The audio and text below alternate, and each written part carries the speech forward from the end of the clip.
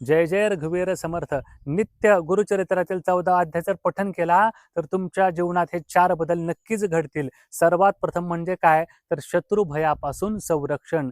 जर नित्य 14 अध्यायाचं पठन कराल तर तुम्हाला शत्रू जो त्रास देत असेल त्याच्यापासून मुक्तता मिळते. का? कारण की आपल्यावरती गुरुची कृपा होते आणि गुरु आपलं संरक्षण करतात. दुसरी गोष्ट म्हणजेच नकारात्मक विचारापासून मुक्तता मिळते. आपल्या जीवनात येणारे जे अडथळे आहेत ते केवळ आपल्या नकारात्मक विचारामुळे येत असतात. म्हणून जर तुम्ही 14 अध्याय वाचत असाल तर नक्कीच नकारात्मक विचारापासून तुम्हाला मुक्तता मिळते आणि तुमचं जीवन सुधारण्यास मदत होते. तिसरी गोष्ट म्हणजे प्रेम आणि नातेसंबंध सुधारतात.